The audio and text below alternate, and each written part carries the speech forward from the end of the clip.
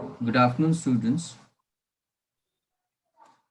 Today we are going to discuss upon the frog development. Now, when I say about the frog development, already I have discussed with you people, but just a recap what we will be discussing.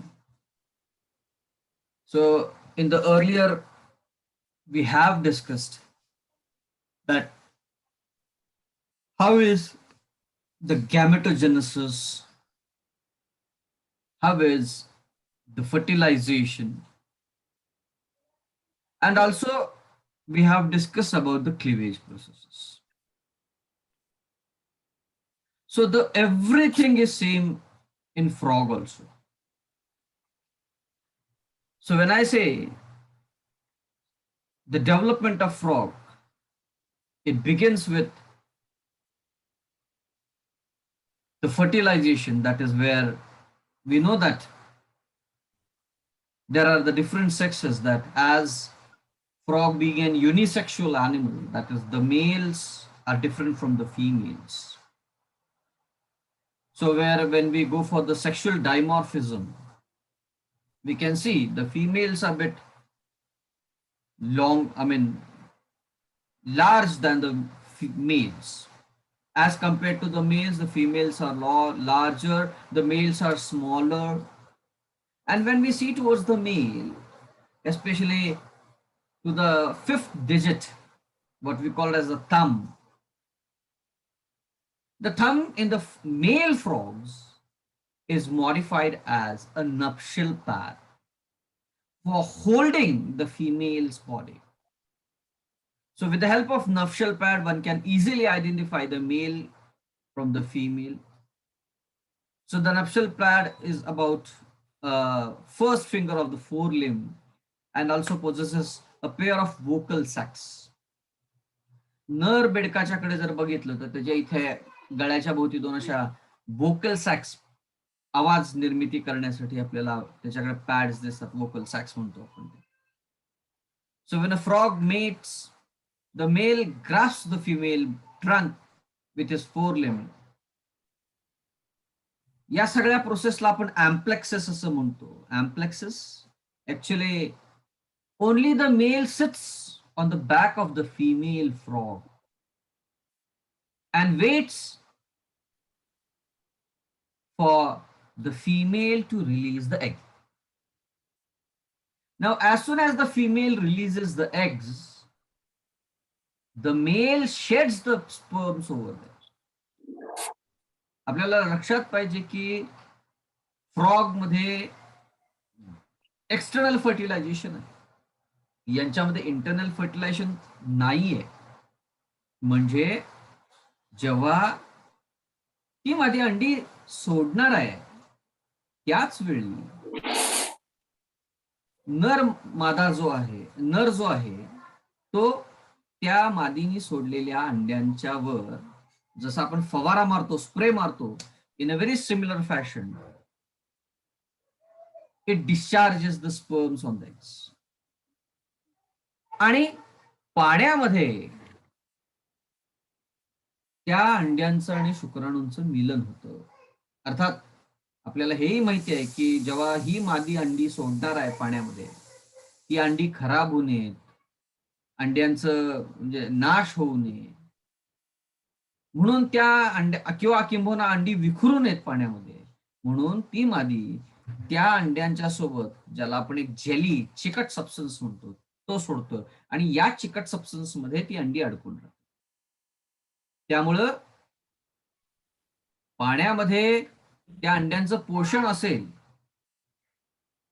दुहेरी काम होतं त्या जेलीकडनं, अंड्यांचे संरक्षण आणि अंड्यांचं पोषण सुद्धा तिथं होतं त्या जेलीमध्ये. आणि त्या जेलीच्या माध्यमातून शुक्राणू सुद्धा विखरूनले जात नाहीत, शुक्राणू सुद्धा एकत्र एकाच ठिकाणी राहतात.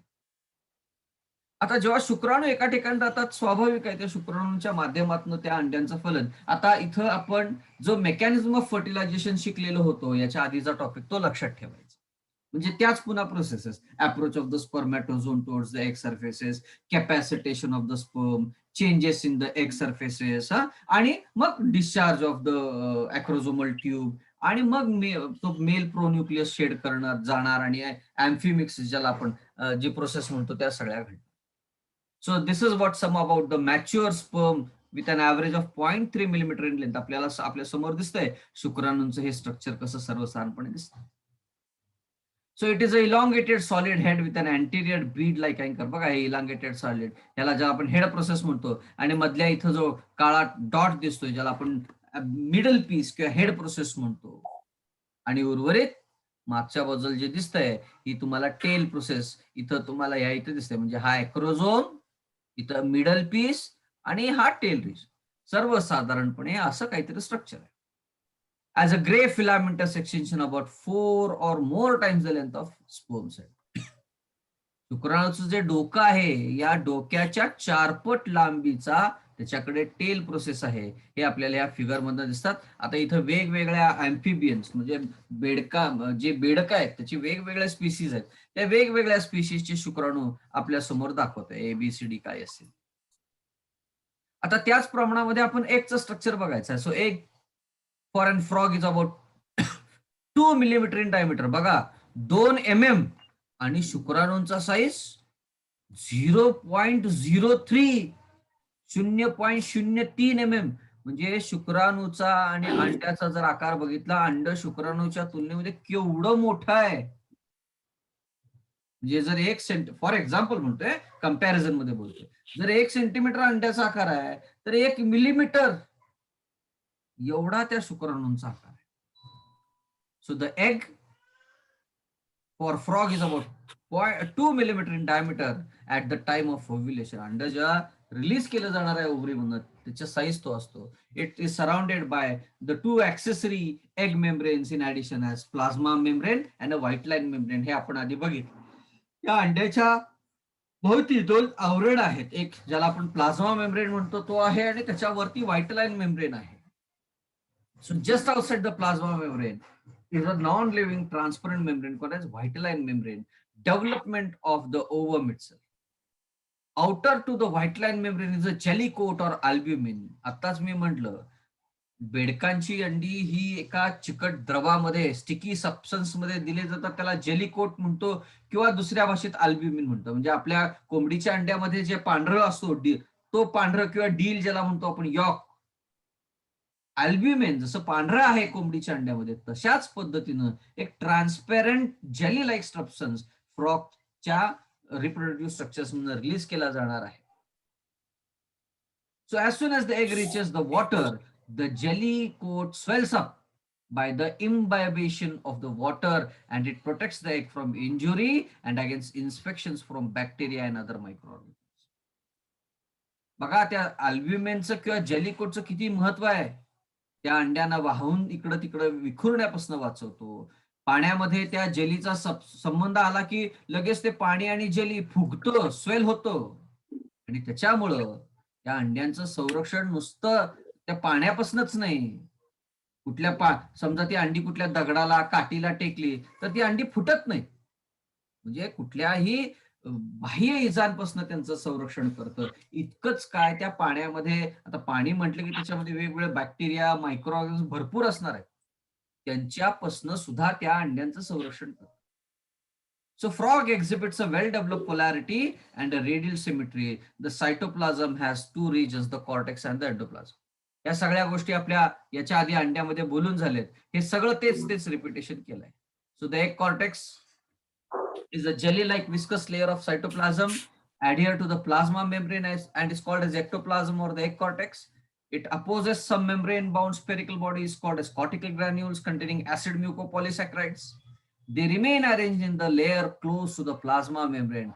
Dark brown pigment granules are present in the egg cortex on the animal sphere. The presence of these granules imparts a dark brown color to the entire animal sphere. The vegetal pole is whitish while little pigment granules. आपण अंड्याच्या स्ट्रक्चरचं explanation करतोय, त्याचा ज्याला आपण एक cortex म्हणतो तो आणि एंडोप्लाझम हे सर्व स्थानपड तुम्हाला असं स्ट्रक्चर दिसते हे बघा. आता यानंतर फर्टिलायझेशन म्हटल्याप्रमाणे fertilisation is external. It is a monospermic fertilisation म्हणजे फक्त एकाच शुक्राणूला एका अंड्याला फलित करण्यामध्ये सहभाग नोंदवता येतो, दुसऱ्या शुक्राणूला कदापिही ते एग सरफेसेस स्वीकारत नाहीत. त्यामुळे मोनोस्पर्मिक फर्टिलायझेशन आहे. आणि the fertilised egg rotates in such a way that the animal hemisphere goes below.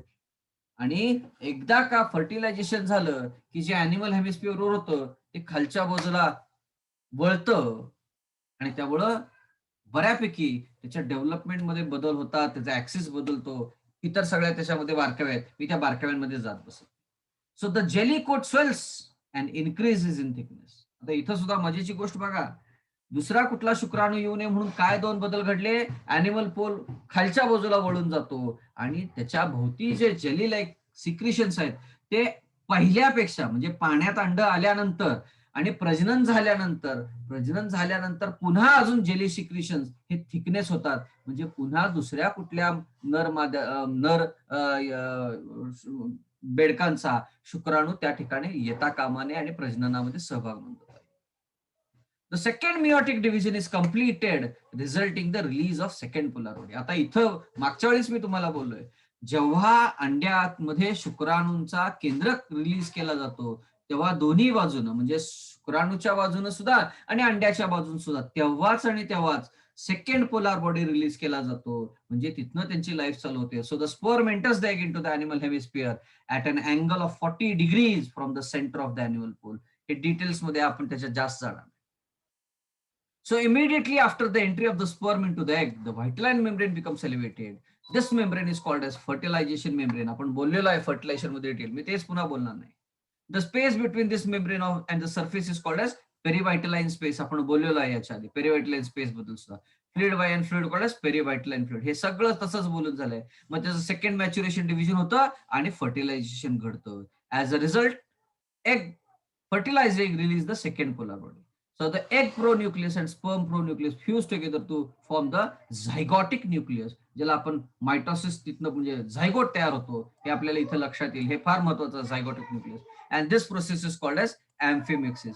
दोन केंद्रकांचं मिलन म्हणजे मेल प्रोन्युक्लियस आणि फिमेल प्रोन्युक्लियसचं युनियन म्हणजे sharing of the chromosome, sharing of the genetic material, या प्रोसेसला आपण झायगोट म्हणतो, झायगोट प्रोसेस म्हणतो. अर्थात याला आपण नाव दिलंय एम्फिमिक्सिस.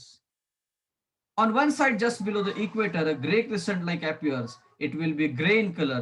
This gray color is the gray crescent. It appears opposite to point of sperm entry. The region of gray crescent will become posterior. म्हणजे थोडासा अंड्यांच्या रंगामध्ये पहिल्यांदा ती ट्रान्सपरंट असतात आणि जसं प्रजनन होतं म्हणजे शुक्राणूचं म्हणजे मेल प्रोन्युक्लियस आणि फिमेल प्रोन्युक्लियसचं युनियन होतं, एम्फिमिक्सिस प्रोसेस घडतं, तेव्हा त्या अंड्याचा रंग बदलतो. ते जरासं काळपट ग्रे शेव म्हणजे आपण ग्रे कलर म्हणतो तशा पद्धतीचा रंग बदलतो. So the region gray crescent will also become the posterior and the opposite region will become the anterior side of the future embryo. उलट सुलट घडणार आहे. So this leads to the formation of a definite bilateral symmetry. Bilateral symmetry यांच्यामध्ये असते ती घडणार आहे. In a fertilized egg. The unfertilized egg is radially symmetrical. बघा जेव्हा ते अंड फर्टिलाइज झालेलं नसतं ते रेडियली सिमेट्रिकल असतं. जेव्हा प्रजनन घडतं ते अंड रेडियल सिमेट्री बदलून बायलॅटरल सिमेट्रिकल घडतं. हा फार महत्वाचा बदल. The sperm penetrates the egg perpendicularly to the cortex. After penetration, the sperm moves into the cortex. The path of the sperm is marked by a pigmented granule. This path of the sperm in the egg cortex is called as penetration path. After crossing the cortex, the sperm changes its direction and moves towards the egg nucleus. This changed path is also marked by a pigment called as population path. अंड्यामधले हे फार महत्वाचे बदल घडतात. Penetration path म्हणजे ज्या दिशेने तो जाणार आहे आणि त्यानंतर जी दोन केंद्रक एकमेकांना मिलन करणार आहेत त्याला कॉप्युलेशन पाथ. या दोन्ही वेगवेगळे जे रस्ते निर्माण होतात त्याला पाथ म्हटलेला आहे, वाटा म्हटलेल्या आहेत. त्या वेगवेगळ्या प्रकारच्या स्टेन किंवा त्यांना वेगवेगळे रंग येणार आहेत. मग त्या ग्रे क्रिसेंटचं सगळं डिटेल्स दिलेले आहेत. हे तुम्ही बघून घ्या. जास्त मी त्याच्या डिटेल्स मध्ये जाणार नाही. कोण तुम्हाला हे ग्रे क्रिसेंट विचारणार नाहीये बरं का. हे एक महत्वाचा पॉईंट लिहून टाका. ग्रे क्रिसेंट हा तुम्हाला शक्यतो कोणीही विचारणार नाही. हा एवढा भाग तरी पण फक्त माहीत असावं म्हणून तुम्ही तो तुमच्या लक्षात ठेवा. त्यानंतर आपण क्लिवेज मध्ये सुद्धा बोललेलो आहोत डिटेल्स मध्ये. अर्थात फ्रॉगचं एग हे मेगालेसितल आहे का मायक्रोलेसितल आहे? मायक्रोलेसितल एग आहे. लक्षात ठेवा सगळ्यात महत्वाचं. The first cleavage in the frog was observe by Swammerdam. MCQ साठी सगळ्यात महत्वाचा हा लाईन आहे. The first cleavage in frog was observe by dash dash dash in bracket 1738. Swammerdam. मी अजून खोटी दुसरी नावं देऊ शकेन. त्यामुळे हा पॉइंट लक्षात ठेवायचा वाचनामध्ये. ह्याला अंडरलाईन करून ठेवा तुम्ही सुद्धा. मी तुम्हाला आहे अशी ही नोट देणार आहे. So the entire process of cleavage in frog was studied by Prevost and Dumas. या दोन शास्त्रज्ञांनी खऱ्या अर्थानं फ्रॉगच्या क्लिवेजचा संपूर्ण अभ्यास केला 1824 साली. बघा, पहिला क्लिवेज अभ्यासला 1738 साली आणि सर्वसाधारणपणे 90 वर्षानंतर पहिल्या अभ्यासाच्या प्रिवोस्ट आणि ड्युमस नावाच्या शास्त्रज्ञांनी संपूर्ण ह्या क्लिवेजचा त्या ठिकाणी अभ्यास केला. In frogs egg equal holoblastic and unequal या दोन्ही पद्धतीची क्लिवेज घडतात. मग ते क्लिवेज कसे आहेत बघा. The first cleavage plane is meridional, म्हणजे अॅनिमल पोल कडनं व्हेजिटल पोल कडे जातोय. बघा कम्प्लीट एक डिवाइड केलेला आहे. पहिला क्लिवेज फरो हा असा आहे. पहिल्या क्लिवेज मध्ये एकाचे दोन होणार. दुसरा क्लिवेज फरो पण मेरिडायनलच आहे. बघा पहिला असा आहे, दुसरा असा गेलाय. दोघांच्या मध्ये 90 अंशाचा कोन झालेला आहे. त्यामुळे दोन्हीही मेरिडायनल पद्धतीचे, पहिला आणि दुसरा, पहिला क्लिवेज प्लेन आणि दुसरा मेरिडायनलच आहे. फक्त पहिल्याच्या दुसरा जो क्लिवेज प्लेन आहे पहिल्या क्लिवेज प्लेनच्या 90 डिग्री अंशाचा कोन करतो, म्हणजे दे पास राईट अँगल. म्हणजे जर आता तुमच्या समोर असं असेल, हे जर गोल अंडा असेल, पहिला क्लिवेज असा गेला तर दुसरा क्लिवेज असा होतो. लक्षात येतो इथे एक 90 अंशाचा कोन तयार झालाय आणि त्यामुळं 4 इथं सेल्स तयार झालेले आहेत. So it cuts the egg into its median animal vegetal polar axis and results into 2 equal size blastomeres. इथं दिसतं 2, 2 4. आता तिसरा जो आहे क्लिवेज तो आडवा जाणार. बघा, the second cleavage furrow is also meridional म्हटल्यासारखंच. It's bisect the cleavage furrow at right angle. बोललो का, तेच आहे. It is a holoblastic cleavage, म्हणजे संपूर्ण अंड्याला कापणार आहे. affecting the blastomeres of first cleavage place, it results in the formation of 4 blastomeres.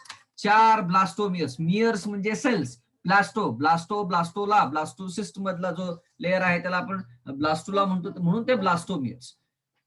तिसरा क्लिवेज प्लेन इथं लक्षात घ्या, हा आडवा गेलाय. पहिले उभे आहेत अॅनिमल पोल कडनं व्हेजिटल. हा इक्वेटोरियल लाईनच्या जरा वरून गेलेला आहे आणि त्यामुळे वरचे सेल्स मोठे आणि खालचे सेल्स छोटे झालेत. बघा इथं लक्षात येईल. तर हा अनइक्वल क्लिवेज आहे. Holoblastic unequal cleavage. बघा इथं होलोब्लास्टिक अनइक्वल, त्यामुळे बरेचसे पेशी मोठ्या दिसतात. So in the next stage latitudinal or horizontal. Longitude म्हणजे उभ्या, लॅटिट्यूड म्हणजे आडव्या, व्हर्टिकल म्हणजे उभ्या, हॉरिझॉन्टल म्हणजे आडव्या. हॉरिझॉन्टल लाईन आहे. So the horizontal furrow is formed about the equator. बघा ह्याला जर अंड्याला आपण इक्वेटर म्हणजे पृथ्वीचा मध्यभाग म्हणतो, त्याच्या वरून बऱ्यापैकी वरून गेलेला आहे. त्यामुळे अनइक्वल साईजचे सेल्स होतात ते म्हटल्याप्रमाणे. So the latitudinal furrow uniformly affects all the blastomeres in resulting in the formation of 8 blastomeres. 4 of them in the remaining is the vegetal pole are larger. They are named as macromeres. यांना मायक्रोमियर वरच्या animal pole कडचे. Animal pole कडचे म्हणजे ज्या दिशेला खऱ्या अर्थानं embryo develop होणार आहे, या पेशींपासून जे खरं बेडकाचं पिल्लू तयार होतं ते या ठिकाणी होणार आहे. आणि खालच्या सेल्स ज्याला आपण मेगामियर म्हणतो त्याच्यापासून त्याचे इतर जे सपोर्टिव्ह सेल्स असणार आहेत, म्हणजे अम्निओटिक सॅक, कोरियॉन, ॲलंटॉइड सॅक वगैरे जे काय आहेत किंवा ब्लड वेसल्स, हे या सेल्स पासून बनणार आहे. So the macromeres. Another 4 blastomeres remaining in the vegetal pale. They are named as micromeres. These micromeres are smaller in size. वरचे जे आहेत अॅनिमल पोलकडचे मायक्रोमियर्स, आत्ता म्हटल्याप्रमाणे ते छोटे आहेत मॅक्रोमियर्स पासून. आता त्यानंतर fourth cleavage plane are also meridional. चौथा क्लिवेज प्लेन पण मेरिडायनलच आहे, म्हणजे आडवाच आहे पहिल्यासारखा.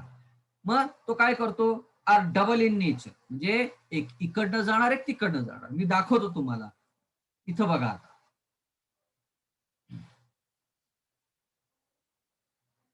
जस्ट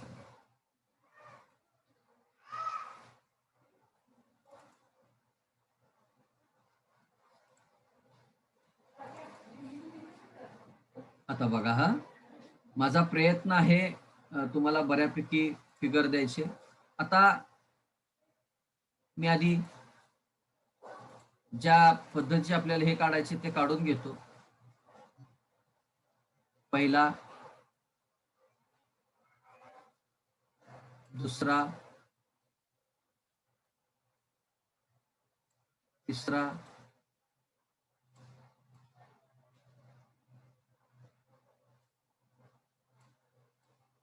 चौथा.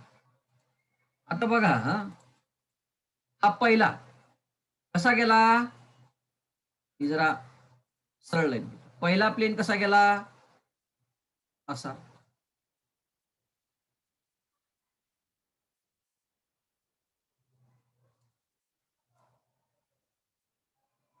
बरोबर. आता इथे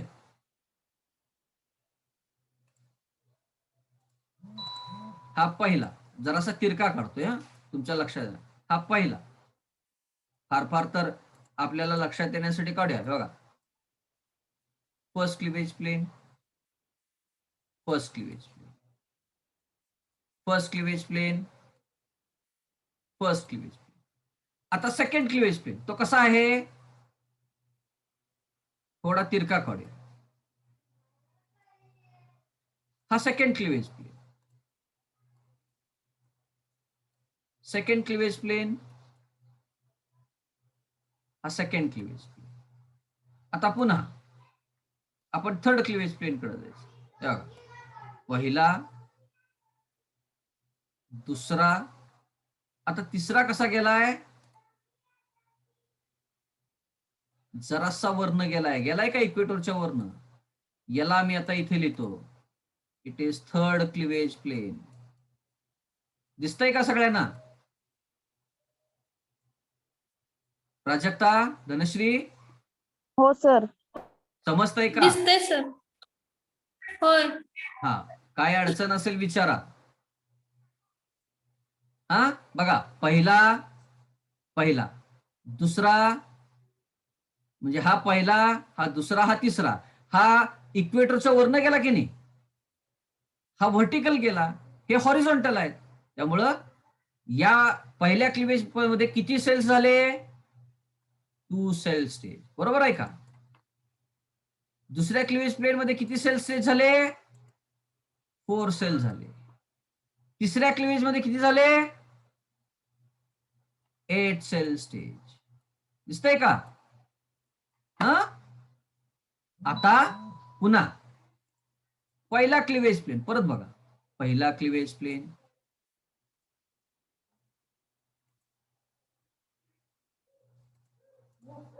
दुसरा क्लिवेज प्लेन, पुन्हा आपण म्हटल्याप्रमाणे हा तिसरा क्लिवेज प्लेन. आता चौथा कसा जाणार, मजेची गोष्ट लक्षात घ्या. चौथा एक क्लिवेज प्लेन हे 2 आहेत. कसे असणार आहेत, एक असा जाणार ह्या साईडनं, म्हणजे अंड्याच्या ह्या साईडनं, आणि एक अंड्याच्या मागच्या साईडनं जाणार. हे असे असणार, म्हणजे 2 होणार. चौथे क्लिवेज प्लेन 2 असणार. त्यामुळे किती सेल स्टेज तयार करणार ते, 16 सेल होणार आहेत. लक्षात घ्या, एकूण 16 सेल. चौथा क्लिवेज प्लेन आहे एकच, खरं ते 2 भागात, म्हणजे एक पुढच्या सेलला आणि एक मागच्या सेलला जाणार, आणि म्हणून 16 पेशी तयार होणार. कळालं का, कळालं का. होय सर. हा, आता आपण तेच पुन्हा बघायचं. बघा, दिसला हा चौथा क्लिवेज प्लेन, एक पुढून एक मागून, आणि इथनं पुढचे जे क्लिवेज, म्हणजे शक्यतो 5वा क्लिवेज प्लेन आपल्याला कळत नाही, इतके वेगवेगळ्या दिशेनं जातात. दिशा पॅटर्न म्हणतो आपण. त्यामुळे आपल्याला तिथनं 5व्या क्लिवेज प्लेन पासून पुढचं काय सांगता येत नाही. खरं त्यांचे क्लिवेज प्लेन्स असतात. बघा, the fourth cleavage planes are meridional and double in nature. Double म्हटलं, एक मागच्या सेलला आणि एक पुढच्या सेलला. दे आर अनइक्वल होलोब्लास्टिक कानिक्युल, अंड्याला ते फक्त अर्धवट कट करणार आहेत, अंड्याला म्हणजे पेशीना. They divide the yolk less micromeres more rapidly than the yolk rich micromeres. This cleavage results in the production of 16 blastomeres. इथं बघा वरच्या ह्याच्यात अॅनिमल पोलकडं, इथं खाली यॉक असणार आहे. या सेल्सना न्यूट्रिशन द्यायला, पोषण द्यायला जे खाली यॉक लागणार आहे ते खाली आहे. तर इथं तो क्लिवेज पास होत नाही. बघा अर्धवट आहे, इथं दिसतोय का अर्धवट दिसतोय चौथा. खरं तो मायक्रोमियर वरच्या पेशींना विभाजन करणार आहे, म्हणजे वरच्या पेशींमध्ये जास्त संख्या निर्माण होणार आहे, कम्पॅरेटिव्हली खालच्या बाजूला पेशी या कमी प्रमाणात असणार. आता fifth cleavage plane is latitude, पुन्हा हॉरिझॉन्टल होणार आहे and double dividing the micromeres as well as the macromeres so that 4 tiers of blastomeres are formed. आता मी मागाच्या फिगर मध्ये दाखवलं ड्रॉ करून, तिथं तुमच्या लक्षात असेल पाचवा क्लिवेज प्लेन कसा केला. So initially they continue division of blastomeres form a ball like structure which is solid morula. आता आपल्याला इथं लक्षात येईल या फिगर मध्ये इतक्या पेशींचं विभाजन सातत्यानं चालू आहे. एक इकडनं जातोय, एक तिकडनं जातोय, एक खालनं जातोय, एक वरनं जातोय, एक ह्या साईडनं जातोय, एक ह्या साईडनं जातोय, इतक्या वेगवेगळ्या अँगलनं जातोय की त्या पेशींचं एवढं विभाजन होतं की त्या छोट्या छोट्या छोट्या छोट्या छोट्या आकाराच्या. मजेची गोष्ट लक्षात ठेवा, इथं अंड्याच्या आकारामध्ये बदल घडला का? पहिल्या अंड्याच्या आकारात आणि या झायगोटच्या आकारात काही बदल आहे का? नाही. याचा अर्थ काय झाला? फक्त न्यूक्लियसचा रेशो इथं फार महत्वाचा आहे. Nucleoplasmic ratio is greater than cytoplasmic ratio. ही गोष्ट फार महत्वाची आहे. मी पुन्हा तुम्हाला दाखवतो. काय म्हटलं मी आता? Nucleoplasmic ratio is greater than cytoplasmic ratio. Greater than 1 म्हणेन मी, ग्रेटर दॅन 1. आता खऱ्या अर्थानं जेव्हा आपण क्लिवेज झालं तेव्हा कसं होतं? Nucleoplasmic ratio is equal to cytoplasmic ratio. दोन्ही समप्रमाणात होते, न्यूक्लिओप्लाझम आणि सायटोप्लाझम.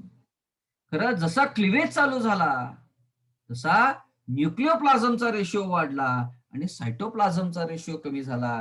म्हणजे न्यूक्लियसची व्हॉल्यूम वाढला, सायटोप्लाझम कमी झाला.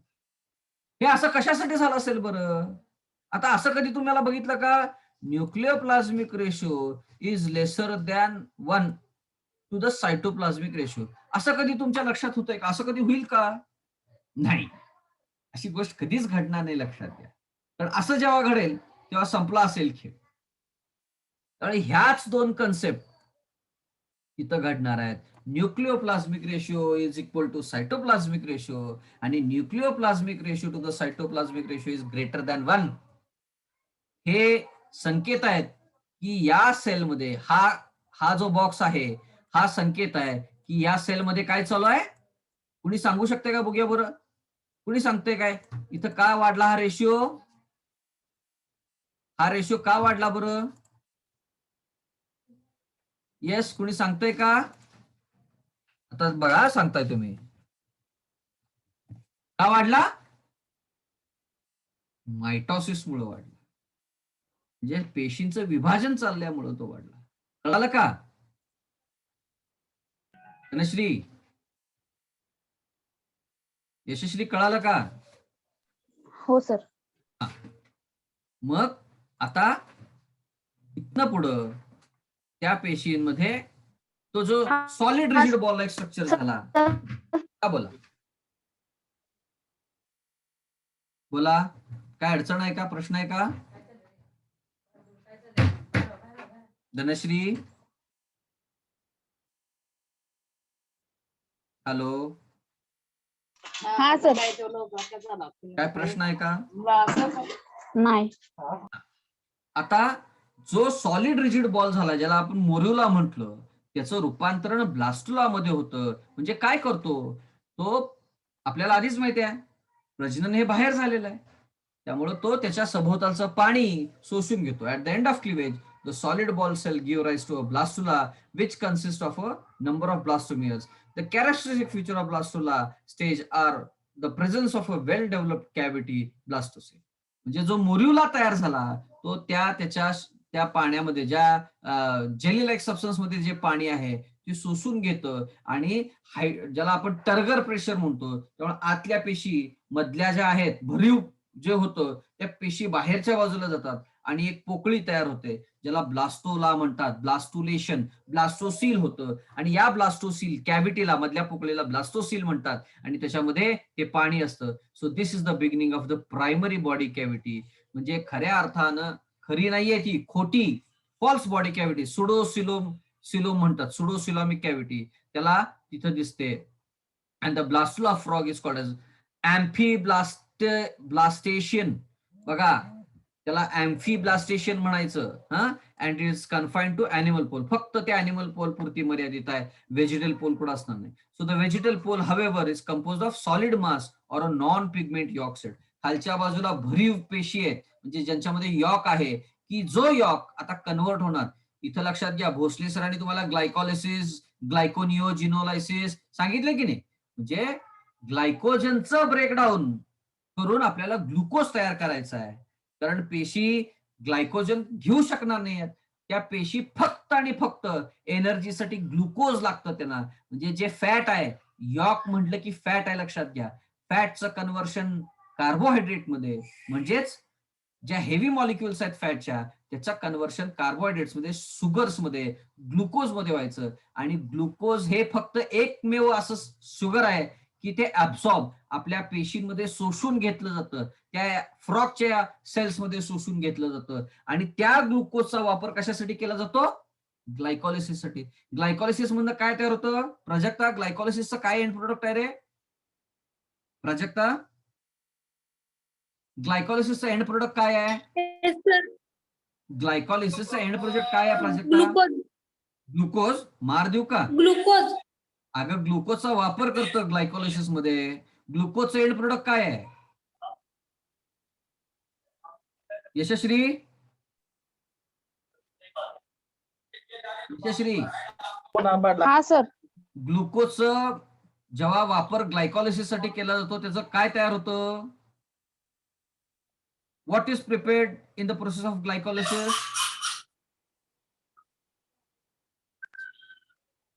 यशश्री, धनश्री, बोला.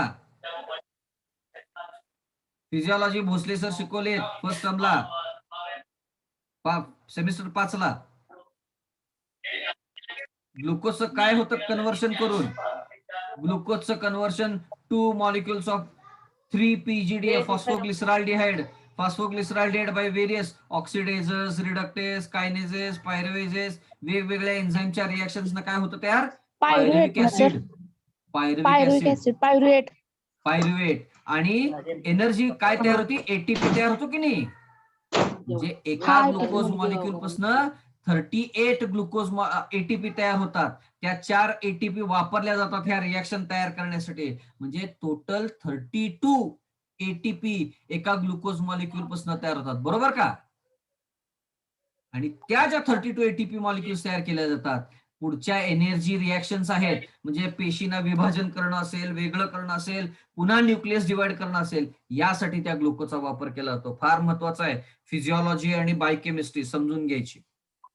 आणि अशा पद्धतीनं त्या सेलमध्ये बदल होत जातो आणि हळूहळू त्या ब्लास्टुलाचं कन्व्हर्शन गॅस्ट्रुलेशन, त्याचा फेट दाखवलाय बघा, फेट ऑफ एग. हे बघा फेट, या अंड्याचं जर बघितला, हा खालचा जो भाग आहे एंडोड्रम तयार करतो, वरचा जो भाग आहे एपिडिडर्मिस करतो. बघा इथं डोळे, एक्टोड्रम मध्ये बाह्य भागामध्ये आय तयार होतात. सकर्स म्हणजे त्याचं आपण माउथ पार्ट म्हणतो भविष्यातला, तो इथं डोळ्याची लेन्स दिसते, याला प्रिझम्टिव्ह म्हणायचं. डॉर्सल व्ह्यू आणि लॅटरल व्ह्यूला बघा hind gut, endoderm, ectoderm, epidermis. इथं इयरचे सेल्स दिसत आहेत, सकरचे सेल्स, आयलँड्स, इथं आय, डोळे दिसत आहेत बघा तयार व्हायला. म्हणजे याला म्हणायचा फेट ऑफ एग, फेट ऑफ ब्लास्टुला किंवा फेट ऑफ गॅस्ट्रुला. फेट म्हणजे काय? भविष्यामध्ये ह्या पेशी काय निर्माण करणार आहेत ह्या सांगण्याचा प्रकार, त्याला आपण फेट ऑफ एग म्हणायचं. बघ इथं तेच म्हटलेलं आहे. फेट मध्ये काय आहे? फेटचा अभ्यास कोणी केला? परत अगेन एमसीक्यू साठी. वॅटर वॉगट used vital staining method for the construction of fate map of amphibians. Vital stains do not interfere in the normal process. A piece of agar or a cellophane, that is stain carrier, is used in the present in the pressed against the chosen area of blastula for a short period. Cellophane is better than agar. आता हे काही details मध्ये जायचं नाही, हे तुम्हाला कोणी एवढं विचारणार नाही, याच्याकडे एवढं लक्ष ठेवू नका. इथपर्यंत याच्याकडे एवढं लक्ष देऊ नका. इथनं द ब्लास्टुला हे तुम्ही एवढं मी अंडरलाईन करून ठेवतो, त्याच्याकडे लक्ष देऊ नका बरं का. याच्याकडे लक्ष देऊ नका. या the blastula of amphibians embryo is rounded and has 3 distinct region. त्याला 3 रिजन आहेत बघा.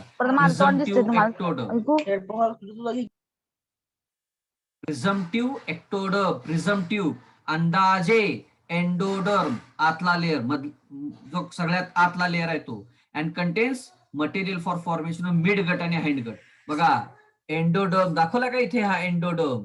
याच्या बघा आहे का एंडोडर्म लिहिलाय का इथे, हा एंडोडर्म इथं दिसतोय. काय करतो तयार, हाइंड गट. हाइंड गट म्हणजे काय, हाइंड गट म्हणजे काय आपलं बघा डायजेस्टिव्ह सिस्टीम मध्ये म्हणतो फोर गट, mid gut, hind gut. Four गट तोंडाकडचा फॅरिंग्स कडचा भाग, मिड गट फॅरिंग्स पासन स्टमक पासन तुमच्या कोलॉन रेक्टम पर्यंतचा भाग, आणि हाइंड गट कोलॉन रेक्टम एनस म्हणजे गुद्धद्वाराकडचा भाग, हा हाइंड गट झाला. इथे अशा पद्धतीनं ते प्रिझम्टिव्ह एरियाज तयार करतात. तो एंडोडर्मचा पार्ट आहे. The second region of the is at the animal pole of the egg, which is micromeres, and gives rise to future ectoderm of the animal and forms the main region. हा जो भाग आहे ectoderm तयार करतो, आणि या भागामध्ये खऱ्या अर्थानं त्या अॅनिमलचे मायक्रोलेसिथल सेल्स, मायक्रोसेल्स आहेत, मायक्रोमियर्स आहेत, ते आहेत, आणि ते त्या फ्रॉकच्या अँटिरियरचा भाग तो तिथं निर्माण करणार आहे. मजेची गोष्ट लक्षात ठेवायचं, ही अंडी लवकर डेव्हलप होऊन बाहेर पडतात का, इथं एम्ब्रिओलॉजिकल अडल्ट म्हणून बेडकं पिल्ली जन्माला येत नाहीत. लार्वा तुम्हाला झाला असेल मेटामॉर्फोसिस इन फ्रॉग, बरोबर आहे की नाही, म्हणजे first instar larva, second instar larva, third instar larva, आणि मग लार्वा मध्ये आपण limbless larva, limb containing larva, gill containing larva आपण शिकला असेल, तो आपल्या नंतरचा भाग आहे, तो लक्षात ठेवा. इथं ते सुरुवात होतं, म्हणजे त्याच्यामध्ये सुरुवातीला गिल्स असतात, त्यामुळे त्या गिल्स निर्माण व्हायला लागतात सकरच्या माध्यमातून, आणि तो अँटिरियरचा पार्ट आहे बघा. Region of prospective ectoderm, ectoderm म्हणजे पुढचा भाग, which will develop the epidermis of skin, कातड्याचा बाहेरचा भाग तयार करतो. It will produce the prospective central nervous system, म्हणजे मेंदूचा भाग जो आहे सेंट्रल नर्वस सिस्टीम, मेंदू आणि स्पायनल नर्व कॉर्ड तयार करणार आहे, which forms the brain, spinal nerve cord and sensory organs. Sensory organs मध्ये माउथ, इयर, आईज, टंग ह्या सगळ्यांचा उल्लेख असतो तिथे, तर तिथे तयार करतात. And the third region is the marginal. आपल्याकडे फक्त 1 मिनिटापेक्षा वेळ कमी आहे, आपण पुढच्या पिरियडला याच्या पुढचा भाग आपण चालू करतोय ग्लॅस्टुलेशनचा. फ्रॉकचं ब्लास्टुलेशन पर्यंत बोलून झालंय. कोणाला काही शंका असेल, प्रश्न असतील, विचारायला हरकत नाही. समजतंय का? हो सर. समजतंय का? हो गुगल सर. क्लासरूम मध्ये मी तुमची ही नोट देणार आहे आजची. गुगल क्लासरूम मध्ये तुम्हाला ही पीडीएफ नोट बघायला मिळेल, ती तिथनं डाउनलोड करून घ्या, अभ्यासाला तुम्हाला बरी पडेल. ओके. कोरोनाचा प्रादुर्भाव, हा काय अडचण आहे का बोला. सर जर्नल तेवढं पाठवा की आम्हाला, आमचं राहिले काढायचं. पाठवतो बाळा, पाठवतो. त्यात झालंय काय, जरा तात्पुरत्या स्वरूपाची भोसले सरांची बदली झाली आहे पंढरपूरला. भोसले सर आज पंढरपूरला हजर व्हायला गेले. 4 दिवसात भोसले सर परत येतील, त्यामुळे थोडासा आज 2 दिवस माझ्यावर लोड आहे. FY TY एकदम सगळं मला घ्यायचं आहे. देतो तुम्हाला, थोडासा कामाचा लोड आहे. सगळ्यांनी मास्कचा वापर करा, सॅनिटाईज स्वतःचे हात करा, साबणाने सारखे हात धुवा, आणि सुरक्षित अंतर एकमेकांपासून ठेवा, आरोग्याची काळजी घ्या, वेळेत जर्नल पूर्ण करा. देतोय मटेरियल, वेळेत जर्नल पूर्ण करा 30 तारखेच्या आत. ओके प्राजक्ता बोला. काय नाही सर, जर्नलच विचारायचं होतं. देतोय बाळांनो, देतो. काम चालू आहे माझं. नाही काय नाही, देतो. समजतंय का? समजतंय का? हो sir. Okay bye, take care.